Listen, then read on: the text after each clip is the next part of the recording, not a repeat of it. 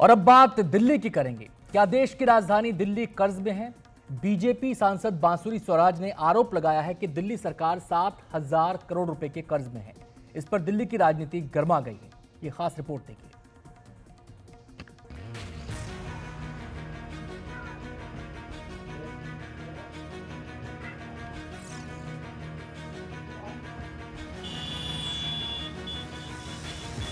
क्या दिल्ली का खजाना खाली हो रहा है?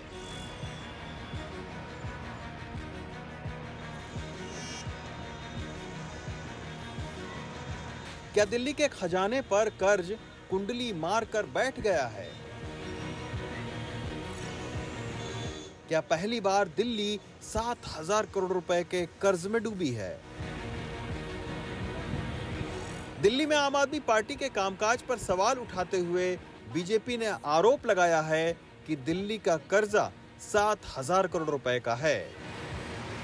31 साल में पहली बार दिल्ली का जो बजट है वो डेफिसिट में है, यानी घाटे में है, और छोटे मोटे नहीं, 7,000 करोड़ रुपए का डेफिसिट है। पैसे के लिहाज से दिल्ली देश के सबसे अमीर राज्यों में आती है। ये देश की राजधानी भी है। 4 मार्च 2024 को जब वित्त मंत्री की हैसियत से मुख्यमंत्री आतिशी ने दिल्ली का बजट पेश किया था तो बताया था कि दिल्ली का बजट अनुमान 2024-25 के लिए 70,086 करोड़ रुपए का है। वहीं रेवेन्यू सरप्लस अनुमान 3,231 करोड़ रुपए का है, जबकि घाटा अनुमान 6,565 करोड़ रुपए का है। जब आर्थिक सर्वेक्षण रिपोर्ट का हवाला देकर बीजेपी दिल्ली का खजाना खाली करने का आरोप आम आदमी पार्टी पर लगा रही है। बीजेपी का आरोप है कि दिल्ली सरकार के पास दिसंबर तक सरकारी कर्मचारियों की तनख्वाह के लिए पैसे नहीं होंगे। अगर दिल्ली की सरकार ने ये लूट बंद नहीं की तो मुझे चिंता है कि दिल्ली सरकार के कर्मचारी, नगर निगम के कर्मचारी, उनकी तनख्वाह देने के भी लाले पड़ सकते हैं।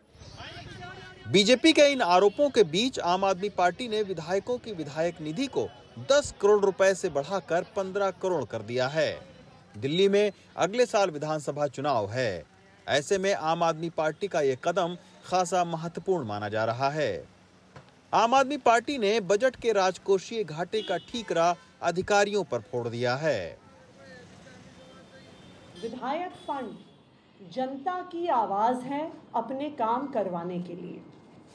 आज दिल्ली सरकार की कैबिनेट ने एक बहुत बड़ा फैसला लिया है और दिल्ली में विधायक फंड को 10 करोड़ प्रति वर्ष से बढ़ाकर 15 करोड़ प्रति वर्ष कर दिया है। पूरे देश में किसी भी राज्य में इतना विधायक फंड किसी भी सरकार ने आज तक नहीं दिया है। पिछले 10 साल से दिल्ली की सरकार अरविंद केजरीवाल जी के नेतृत्व में दिल्ली के लोगों के लिए काम करती आई है, चाहे वो झुग्गी झोपड़ी में रहने वाले दिल्ली वाले हों, चाहे अनऑथराइज्ड कॉलोनीज में रहने वाले दिल्ली वाले हों, चाहे बड़ी बड़ी कोठियों में रहने वाले दिल्ली वाले हों। उसी तरह से आने वाले समय में भी लगातार दिल्ली सरकार दिल्ली के लोगों के लिए काम करती रहेगी। बीजेपी की सांसद बांसुरी स्वराज ने आज प्रेस कॉन्फ्रेंस करके ये कहा कि 31 साल में पहली बार दिल्ली के बजट में 7,000 करोड़ रुपए का राजकोषीय घाटा दर्ज किया गया है। उन्होंने आर्थिक सर्वेक्षण रिपोर्ट का हवाला देते हुए ये कहा कि ये जो 7,000 करोड़ रुपए का घाटा है, इसके वजह से कई सारी जो विकास की योजनाएं हैं उस पर इसका असर पड़ रहा है। अभी हाल में रीजनल रैपिड ट्रेन को फंड देने का मामला सुप्रीम कोर्ट में भी पहुंचा था, लेकिन दिल्ली में अगले साल होने वाले चुनाव के मद्देनजर विपक्षी पार्टियां आम आदमी पार्टी को घेरने का कोई भी मौका गंवाना नहीं चाहती हैं। दिल्ली से रवीश रंजन शुक्ला, एनडीटीवी इंडिया। तो दिल्ली के खजाने को लेकर सवाल उठाए जा रहे हैं। तमाम पहलुओं पर बातचीत करने के लिए हम सीधे रुख करेंगे प्रवीण खंडेलवाल जी का, जो कि दिल्ली की चांदनी चौक सीट से लोकसभा सांसद हैं। प्रवीण जी, स्वागत है आपका। मेरा पहला सवाल आपसे है कि बांसुरी स्वराज ने कहा है कि दिल्ली सरकार 7,000 करोड़ के कर्ज में है। इस बात का आधार क्या है? देखिए, जो अभी दिल्ली सरकार ने रिपोर्ट दी है उस रिपोर्ट में साफ दिखाई देता है कि 31 सालों में पहली बार अरविंद केजरीवाल की पार्टी के शासन में दिल्ली का सरकार 7,000 करोड़ रुपए के राजकोषीय घाटे में है। तो निश्चित रूप से यह घाटा इसलिए है कि जिस बड़ी मात्रा में अरविंद केजरीवाल जी ने पिछले 9.5 साल में देश में और दिल्ली के अंदर फ्रीबीज जिस प्रकार से उन्होंने बांटे हैं, फ्री बिजली, फ्री पानी और दुनिया भर की चीजें, यात्रा फ्री, ये फ्री, वो फ्री, और जिस तरीके से पैसे का दुरुपयोग हुआ। और हमें ये नहीं भूलना चाहिए कि अरविंद केजरीवाल और उनकी पार्टी के लोग बड़े घोटालों में शामिल हैं, जहां एक बड़ी रकम उनके द्वारा ली गई, जैसा कि उनके खिलाफ आरोप लगे हैं। तो राजकोषीय में तो घाटा आने ही वाला है। तो ये राजकोष का घाटा ये साबित करता है कि जितने आरोप उन पर लगाए गए हैं उन आरोपों में बिल्कुल सच्चाई है। प्रवीण जी, सरकार कोई कंपनी तो होती नहीं है। सरकारों पर कर्ज होना, घाटे में होना, ये कोई नई बात तो नहीं। कई राज्य सरकारें घाटे में हैं, कर्ज में डूबी हैं। लोक कल्याण के कामों के लिए सरकारें कर्ज लेती भी हैं। तो दिल्ली सरकार के कर्ज पर सवाल उठाने की वजह क्या है? हमें ये समझना होगा कि अगर लोक कल्याण के लिए कर्ज लिया और घाटे में है तो कोई दिक्कत नहीं है, लेकिन लोक कल्याण के 9.5 साल में कौन से काम किए अरविंद केजरीवाल ने? क्या दिल्ली में कोई नया डेवलपमेंट का प्रोजेक्ट आया? क्या दिल्ली में 9.5 साल में कोई फ्लाईओवर बना? क्या दिल्ली में कोई इंफ्रास्ट्रक्चर डेवलपमेंट हुआ? तो सवाल ये है कि घाटा हुआ कैसे? जब जिस समय अरविंद केजरीवाल जी ने शीला दीक्षित जी से प्रशासन अपने हाथ में लिया था, उस समय राजकोषीय घाटा नहीं था, दिल्ली का बजट सरप्लस में था।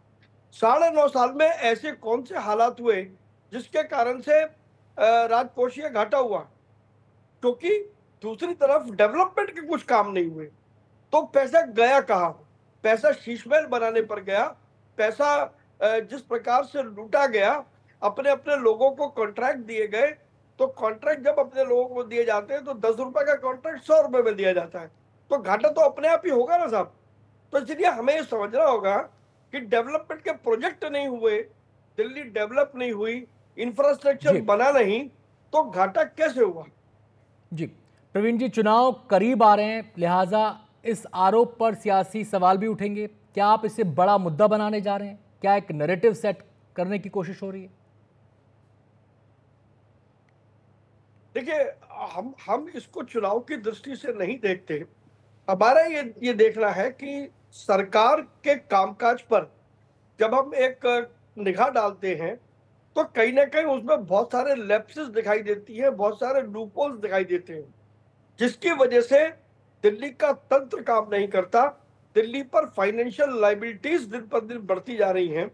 तो अगर अनावश्यक रूप से फाइनेंशियल लायबिलिटीज बढ़ती हैं तो वो हम सबके लिए चिंता की बात है, और विपक्ष में होने के नाते से हमें ये बुनियादी सवाल उठाने का हक है।